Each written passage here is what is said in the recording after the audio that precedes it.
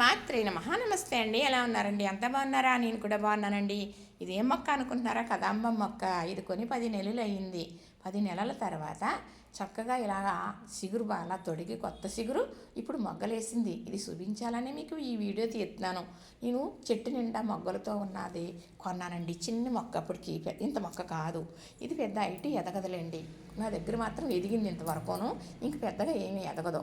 అయితే మొగ్గలతో ఉన్న మొక్క కొన్నాను కదా, శుభ్రంగా మొగ్గలు రాలిపోయి ఆకులు రాల్చేసింది. మొక్క అయితే ఎలా ఉంటుందో అని భయం వేసేసింది. ఆ అబ్బాయికి ఫోన్ చేసి అడిగాను. మొక్క అయితే చనిపోదండి, చక్కగా మీకు పువ్వులు ఇడుస్తుంది, పెద్ద అయితే ఎదగదండి, సంవత్సరం 4 సార్లు విడుస్తుంది అని చెప్పాడు. అది నిజమేనండి. ఇప్పుడు కదమ్మ పువ్వులు ఇడవండి. ఎప్పుడు కూడా పెద్ద కదమ్మ మొక్క బాగా వర్షం కురిసినప్పుడు ఆ వర్షానికి మాత్రమే మొగ్గలు వేసి పువ్వులు ఇడుస్తుంది. అది ఇదిగోనండి, ఇప్పుడు మొగ్గలేసింది. ఇలాగా అయ్యే కన్నా నాకు చాలా ఆనందం అనిపించింది. ఇదొక మొగ్గ. బయట తీద్దామంటే అలికిడి ఎక్కువ, పిల్లలు అలికిడి ఎక్కువ, పెద్దలు అలికిడి ఎక్కువ. స్కూల్ కదా, ఇలా అవ్వటం లేదు. తెచ్చేసి లోపల పెట్టి ఇలా తీస్తున్నానండి కదంబం మొక్క. అయితే నేను ఇచ్చే పోషకాల వల్ల పాపం ఎండ పెద్ద ఉండదండి బయట. ఇలా బాగుంటాయి నా మొక్కలు.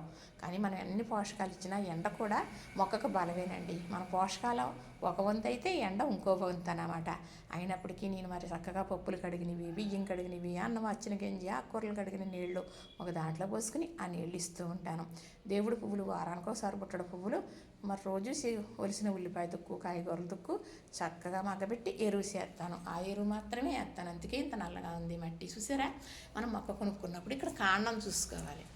ఈ కాండం లావుగా ఉందా, ఈ కాండం నుంచి ఇలా కొంచెం కొంచెం ఏర్లు వచ్చి ఉన్నాయా, అయితే పాత మొక్కే. ఇది మనం కొనుక్కోవాలి. దీని నిండా పువ్వులు ఉన్నాయా, కాయలు ఉన్నాయా, కాదు.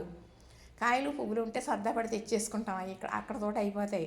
మా ఇంటికి వచ్చాక అది బతికితే దాని మెచ్యూరిటీ వచ్చిన తర్వాత పువ్వులు కాయలు ఇస్తుంది. ఇది మాత్రం నిజం. కాండం చూసుకుని తెచ్చుకుంటే పాత మొక్క, ఎప్పుడుదో మొక్క, ఇది పర్వాలేదు, నిలబడిపోద్ది.